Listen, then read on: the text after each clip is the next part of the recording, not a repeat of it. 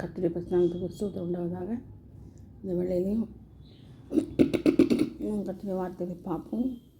பலவீனத்திலையும் அவருடைய பலன் போதுமானதாக இருக்குது. நம்ம என்ன தான் நம்ம சொன்னாலும் சரி, நம்முடைய காரியங்கள்லாம் அவருக்கு வெளியரங்கமாக இருக்குது, வெட்ட வெளிச்சமாக இருக்குது. நம்ம என்ன செய்தாலும் சரி அவருக்கு முன்னாடி நிர்வாணமாக இருக்குது. அப்படி இருக்கும்போது நம்மளை ஆண்டவர் எப்படி பாதுகாப்பார். நம்ம கர்த்தருக்குள்ளே ஜீவிக்கணும். நம்ம நினச்சிக்கிறோம் நம்மளுக்கே ஒன்றும் இல்லை, இது இல்லை, அது இல்லை நம்ம நினச்சிக்குவோம். ஆனால் கர்த்தர் எல்லாவற்றையும் ஏற்கனவே நம்மளுக்காக ஆயத்தப்படுத்தி வச்சுருக்கிறார். ஏன்னா தாயின் கருவில் நம்ம கண்ட தேவன் அப்போது அவர் கண்களின் கருவை கண்டதுன்னு வேதம் சொல்லுது. அப்போ எப்படியாப்பட்ட நம்ம கருசனையாக நம்மளை ஆண்டவர் பாதுகாத்து வர்றாரு. நம்ம பிறக்கிறோம், காரியங்கள் எல்லாம் ஆண்டவர் ஆயத்தப்படுத்தி வச்சுக்கிறார். நம்ம நினைக்கிறோம் இப்போ இது நேர்ந்துச்சே, இப்போ தான் நேர்ந்துச்சு அப்படின்னு நம்ம நினைக்கிறோம். இல்லை, இது எப்போயோ நேர வேண்டியது. ஆண்டவர் அதை அந்தந்த டைமில் கொடுத்துருக்குறாரு. இந்த அர்த்தம் இல்லையா? ஏதாவது இப்போ பாருங்கள், ஒரு ஆக்சிடென்ட் நடக்குது வச்சுக்கோங்க. ஐயோ ஆக்சிடென்ட் ஆகிடுச்சு எதிர்பாராமல் நினைக்கிறோம். ஆனால் இல்லை, அந்த காலம் ஏற்கனவே குறிக்கப்பட்டிருக்குது. இந்த நேரத்தில் இப்படி, இந்த கிழமை இந்த டேட்டில், இந்த காலத்தில், இந்த நேரத்தில் இந்த மாதிரி ஆக்சிடெண்ட் ஆகும், இந்த மாதிரி ஆகணுன்றது எழுதி வச்சுருக்கப்பட்டிருக்குது. ஏன்னா ஏற்கனவே ஆண்டவருக்கு தெரியும் இது ஆகணும். அதனால தான் அவர் பாதுகாக்கிறார் நம்மளை. எப்படி பயங்கரமான ஏதோ ஒரு நடக்கிறதுக்கு பதில் சின்னதாக அப்படி தட்டி போயிடும். பிசாசு தான் நம்மளை நெருங்கி பண்ணால் கூட ஆண்டவர் அது லேசாக மாற்றிடுவார். ஏன்னா நம்மளை தாயின் கருவில் தெரிந்து கொண்ட தேவன். ஒவ்வொரு காரியங்களும் அப்படி தான் நடக்குது. நம்மளுக்கு நம்ம நினச்சிப்போம் இதெல்லாம் ஒன்றுமே இல்லையோ, ஏன் நம்மளுக்கு ஆண்டவர் கொடுத்தாரு, ஏன் அந்த ஆண்டவர் மறந்துட்டார், ஏன் இதை செய்யக்கூடாது, அதை செய்யக்கூடாது, வாயில் சொல்லலாம் ஈஸியாக. அப்போது நம்ம பரிசுத்தப்படுத்துறதுக்கு தான் அவர் அது மாதிரி செய்கிறாரு. பரிசுத்தத்துக்கு மேலே பரிசுத்தம் அடையணும். பரிசுத்தம் உள்ளவன் இன்னும் பரிசுத்தமாகட்டும், அசுத்தமாக இருக்கட்டும் இன்னும் அசுத்தமாக இருக்கட்டும் வெளிப்படுத்த சொல்கிறார் இல்லையா? அப்போது அதனால தான் ஆண்டவராக செய்கிறாரு. நம்மளை பரிசுத்தப்படுத்துறதுக்காக தான் இந்த மாதிரி வியாதி மரண கண்ணிகளெல்லாம் கொடுக்குறாரு. நம்ம அதில் மீண்டு கொள்ளணும்னா என்ன செய்யணும்? ஆண்டவரோடு நடக்கணும், ஆண்டவரோடு பேசணும், ஆண்டவரோட வேதத்தை படித்து அதன்படி நம்ம நடக்கணும், நம்மளை சீர்படுத்தி கொள்ளணும், சிறப்படுத்தணும், மற்றவர்களுக்காக நம்ம ஜெபிக்கணும். நிறைய கட்டளைகள் ஆண்டவர் கொடுத்துருக்குறாரு. அது எதுவுமே செய்யாமல் எனக்கு இது வந்துச்சு, எனக்கு அது வந்துச்சுன்னா வரதான் செய்யும். எனக்கு தேவனுக்கு கீழ்ப்படியலைன்னா, தேவ சித்தம் நடத்துகிறேன்னா நமக்கு எல்லாமே வரும். ஒன்று வராது, இல்லை எல்லாமே வரும். ஆனால் நம்ம எப்போது என்ன செய்யணும்? விழித்திருந்து ஜெபிக்கணும். விழித்திருந்து ஜெபினாயிட்டு உட்காந்து நிற்கிறதில்லை. இருதயத்துக்குள்ளார விழிப்பு உள்ள ஆத்மா விழிக்கணும். ஆத்மா எப்போதும் ஆண்டவரோடு இடைப்படணும். ஆண்டவர் எப்போதும் ஆத்மாவோட பேசணும். நீங்கள் எந்த டைமில் தூங்கும் போது கூட பாருங்கள், டக்குன்னு கூப்பிட்டு கேட்டால் ஸ்தோத்திரம் பண்ணணும் டக்குன்னு. ஏன்னா அவங்க ஆத்மா எப்போது விழித்திருந்து காத்து கொண்டிருக்கணும் ஆண்டவருக்காக. அப்போ அதுதான் அங்கே விழித்திருந்து ஜெபிக்கிறது. அவன் எல்லாம் ஜெபிக்க சொல்கிறாங்க, என்னத்த ஜெபிக்கிறது? அதெல்லாம் கிடையாது. எவ்வளவோ ஜெபம் இருக்குது, எதுக்காகவோ ஜெபம் பண்ணால் அப்படியே கோர்வையாக அப்படியே ப்ரைஸ் பண்ணி அப்படியே காக்கா பிடிச்சி ஜெபிக்கிறது கிடையாது. உங்களுக்கு என்ன தோணுதோ, எதை பற்றி ஜெபிக்கணும்னு ஆண்டவர் சொல்கிறாரோ அந்த ஏவுதல் முடி ஜெபிக்கலாம். அது தப்பே கிடையாது. சிலருக்கு ஜெபிக்க தெரியும், சிலருக்கு ஜெபிக்க தெரியாது. அவங்க ஜெபத்தை கேட்க மாட்டார் ஆண்டவர், கட்டாயம் கேட்பார். ஜெபிக்க தெரியாதவங்க ஜெபத்தை கூட ஆண்டவர் கேட்பார் பாருங்க இல்லையா? அதனால் என்ன செய்யணும்? நம்ம அந்த தினமும் நம்மளை சுத்திகரித்து நம்ம ஜெபிக்கணும், மற்றவர்களுக்காக ஜெபிக்கணும். உங்களை எவ்வளோ கேவலப்படுத்தினாலும் சரி, எவ்வளோ உங்களை நாசப்படுத்தணும்னு நினச்சாலும் சரி, எவ்வளோ உங்களுக்கு என்ன செய்யுது, நீங்கள் எவ்வளோ உதவி செஞ்சுருக்கலாம், அவங்க எவ்வளோ அசட்டை பண்ணாலும் சரி, ஆனால் உங்கள் கடமை என்ன தெரியுமா? ஜெபிக்கிற கடமை தான். தீமைக்கு நன்மை செய்கிற கடமை தான். நன்மை செய்கிறது சோர்ந்து போகக்கூடாதுன்னு ஆண்டவர் சொல்கிறாரு. நீங்கள் என்ன யோசித்து பாருங்கள், நன்மை செய்கிறது சோர்ந்தே போகக்கூடாது. ஏன்னா நன்மை செய்கிறது தேவனுடைய கட்டளை, அதை மீறக்கூடாதுன்னு தான் நம்மளுடைய கட்டளை. அப்போ அவங்க நமக்கு இது செய்கிறாங்கன்னு சொல்லிட்டு நம்ம மீறி நடக்க முடியுமா? நடக்க முடியாது. ஏன்னா தேவனுடைய கட்டளைக்கு தான் நடக்கிறோம். மனுஷனை முகத்தை பார்க்குறான், தேவன் எங்கே பார்க்குறாரு? இருதயத்தை பார்க்குறாரு. அப்போ நம்ம யாருக்கு பயப்படணும்? இருதயத்தை பார்க்குறவங்க தான் பயப்படணும். அவன் முகத்தை பார்த்துட்டு போயிட்டே இருப்பான், இது உமனாமுஞ்சி, இது நல்லா ஜோயரு, நல்லா பேசும், அந்த மாதிரி நினைப்பான். ஆனால் ஆண்டவர் அப்படி நினைக்க மாட்டார். ஆண்டவர் நினைப்பார், இது என் தாசன், ரிசிஷன், என்னோட பிள்ளை, என்னோடய பேச்சு கேட்கும், என் சொந்த ரத்தத்தை நான் விளைக்கிறேமா வாங்கினேன் இந்த பிள்ளைய அப்படின்னு நினைப்பார். அவருடைய பிள்ளையாக நினைக்கிறனால தான் சிக்ஷிக்கிறார். தைரியமாக நம்மளை சிக்ஷிக்கிறார், புடமிடுறாரு. அந்த சிக்ஷையை தாங்கிக்கணும். சிக்ஷை கொடுக்கலன்னா நம்ம யாரும் வேசியின் பிள்ளைகள் நான் வேலை சொல்லுது. நம்ம சிக்ஷை அவர் கொடுக்கலன்னா நம்ம வேசியின் பிள்ளைகள்னு சொல்லப்பட்டிருக்குது. அப்போ ஆண்டவர் சிக்ஷை கொடுக்கணும், நல்லது. சிக்ஷை சகிக்கிறோன்னு பாக்கியவான். சிக்ஷை சகிக்கிறோம். நம்ம எவ்வளோ சிக்ஷை வந்தாலும் சோதரம் பண்ணி போட்டு போயிட வேண்டியது தான். ஏன்னா எது வந்தாலும் அவருக்கு தெரிய வரப்போதில்லை. எது வந்தாலும் அவர் தான் கஷ்டப்படணும். நீங்கள் பாருங்களேன், ஒரு குழந்தைக்கு உடம்பு சரியில்லாத போயிடுச்சு, ஜுரம். அது சின்ன குழந்தையோ பெரிய குழந்தையோ அது மாடு மாதிரி இருக்கிற குழந்தையோ ஏதோ நடந்து போட்டோம். ஒரு தாய்க்கு ஒரு பிள்ளை உடம்பு சரியில்லை, அந்த தாய் ரொம்ப கவலைப்படுவாங்க, ரொம்ப கேர் எடுப்பாங்க. ஏன்னா அவங்க மனசே நல்லா இருக்காது பாருங்க அந்த குழந்தைக்கு.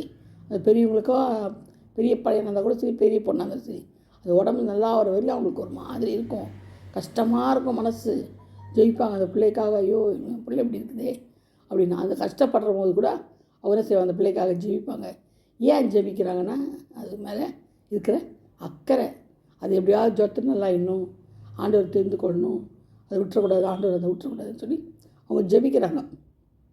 அது போல் தான் நம்ம மற்றவங்களுக்கு எவ்வளோ தான் நம்மளுக்கு செஞ்சாலும் எவ்வளோ தான் நம்மளை பண்ணாலும் நம்ம ஜெபிக்கணுன்ற ஒரு கடமை நம்மளுக்கு இருக்குது. அது தேவனுடைய கட்டளை, அதை நம்ம நிறைவேற்றி தான் ஆகணும். அதை நம்ம ஜெபிக்கணும். இப்போ வேறு வேலை இல்லைன்னா நமக்காக மற்றவங்க ஜெபிக்க மாட்டாங்க. என்ன சொல்ல ஜபத்தில் ஒரு தாங்குங்கள்ன்றார். அப்போ ஜபத்தில் தான் தாங்க முடியும். பணத்துலையோ பொருளையோ தாங்கினா கூட திருப்தி வராது. நீ உன் பணத்தை பாதாளத்தில் போட்ட மாதிரி தான், நீ போட்டுனே கூடாது, நிறையாது ஓட்ட பாக்கெட்டில் போட்ட மாதிரி தான் போட்டுனே இருக்கும். ஆனால் ஜபம் அப்படி கிடையாது. நீ மற்றவங்களாக ஜெபிக்க ஆண்டவர் அதை அவருடைய துருத்தியில் கண்ணீர் விட்டு ஜெபிச்சினா துருத்தியில் வைப்பார். அவர் கணக்கில் ஏறும், எல்லாம் உன் கணக்கில் ஏறும். நீ ஜெபிக்கிற ஜபமெல்லாம் ஆண்டுகிட்ட போ. அப்போது உனக்கு நல்லது நன்மை உண்டாகும். அதை விட்டு போட்டு நீ நான் ஜெபிக்க மாட்டேன்னு சொன்னால் அதோட பாவம் என்ன செய்யும், உன் வாசப்படில் படுத்திருக்கும். ரெண்டாவது பாருங்கள், ஆபிரகாம் தன்னுடைய ஆண்டவர் சொல்கிறார், வீட்டை தானத்தை விட்டு என் பின்னே வான்றாரு. அவன் என்ன செய்கிறான், ஆடு மாடு எல்லாத்தையும் தூக்கிக்கிட்டு ஆண்டவப்படி எங்கே போகிறான் ஏது போகிறான் ஒரு கேள்வி கூட கேட்கல. வாயை திறக்கலாம், எங்கே போகிறான் ஆண்டவரன்னு கூட கேட்கல. வானா என்ன பண்ணார், பின்னாடியே எல்லாத்தையும் தூக்கிட்டு போனார். நாடோடியாக இருந்தார். ஆனால் ஆபிரகாம் நாடோடியாக இருந்தாலும் ஆனால் அவர் யார், சீமான், செல்வ சீமான். அவர் எப்படி ஒட்டகங்கள் ஆடு மாடுகள் மேய்க்க கூட முடியாது, அவ்வளோ திரளான சொத்து அவருக்கு இருந்தது. அந்த சொத்து காரணமெல்லாம் யார், ஆண்டவர் தான். அவருக்கு கொடுத்தாரு, வர்த்திக்க பண்ணார். ஆபிரகாம் வர்த்திக்க பண்ணார். ஏன்னா கீழ்ப்படிந்தான். ஆபிரகாம் கீழ்ப்படிந்தார். எல்லாவற்றுக்கும் ஆண்டவர் என்ன சொன்னாலும் கீழ்ப்படிஞ்சார். அப்படியாப்பட்ட ஒரு மனுஷன் தான் யார், ஆபிரகாம். சரியா? அதனால தான் ஆண்டவர் முதலிடம் பெற்றார். ஆபிரகாம் ஈசாக்கு யாக்கோபுன்ற லிஸ்ட்டில் ஆபிரகாம் தான் முதலிடம். அப்போது நம்ம ஆபிரகாம் போய் இருக்க முடியுமா? நம்ம அவருக்கு அந்த மாதிரி கீழ்ப்படிய முடியுமா? முடியாது. அந்த சொந்த ஜனத்தை சொந்த இதை விட்டுட்டு வந்துட்டார் இல்லையா? அப்போது எவ்வளோ ஆண்டோட பிள்ளையாக இருந்திருப்பார் பாருங்க. அதே மாதிரி ஈசாக்கை பலியை கேட்ட உடனே செய்தார், பலி கொடுக்கறதுக்கு போயிட்டார். பிள்ளைக்கு தெரியாமல் யாருக்கும் தெரியாமல் கூட்டின்னு போயிட்டார். பார்த்திங்களா எவ்வளோ ஆண்டவர் எவ்வளோ சோதிக்கிறாரு. சோதனையை சகிக்கிற மனுஷன் பாக்கியவான். அதை ஜெயிக்கணும். சோதிக்கிறது ஒரு பக்கம், அந்த சோதனையை ஜெயிக்கிறதுக்கு பாருங்கள் பெரிய கஷ்டம். அது யாராலே முடியாது. நம்ம வெந்து போயிடுவோம். என்னது அதோட சித்த போயிடலாமான்னு யோசிப்போம். ஆனால் அது அவர் கிடையாது. நரகத்தில் போய் சாகிறதோட ஆண்டவர் சொல்கிறத கேட்டுன்னு போயிடலாமே. நித்திய காலமாக நம்ம ஆண்டோடு இருக்கலாமே. அங்கே போய் நரகத்தில் நித்தியம் உட்காந்து எனக்கு தெரிச்சிடல. அக்கினி கடலில் தள்ளப்படுறதோட ஆண்டவரோடு கூட சௌகரியமாக ஜாலியாக துதிச்சுக்கிட்டே தெய்வத்தில் போடு நம்ம இருக்கலாமே. எது நமக்கு நல்லது? அதனால் இறப்புக்கு பின் ஒரு வாழ்க்கைக்கு நம்ம நினைக்கணும். இறந்து போச்சு அதோட காரியம் கிடையாது.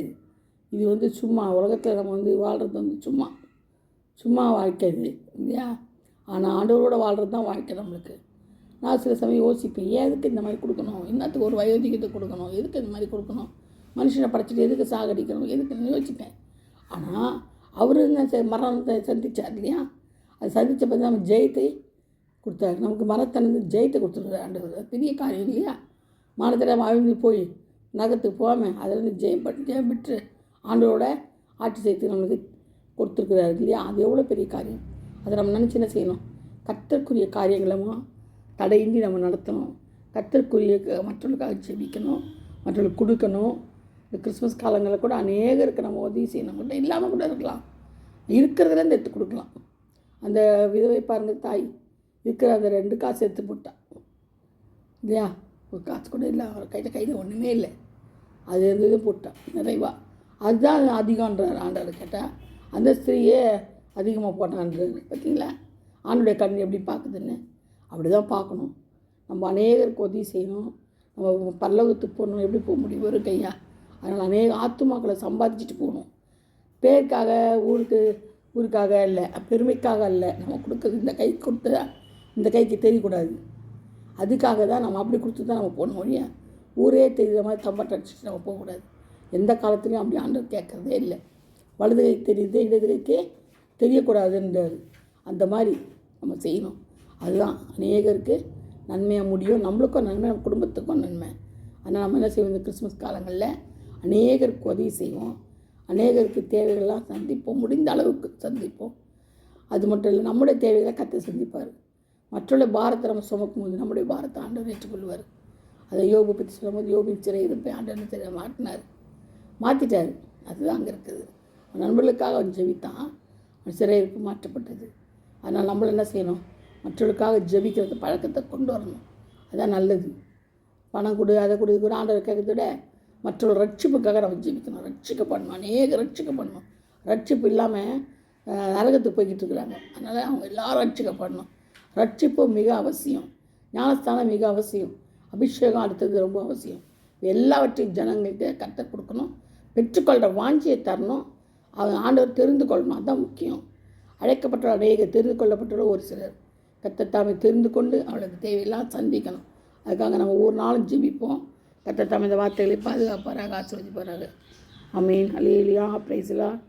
God bless you all. Thank you. Happy Christmas and Happy New Year.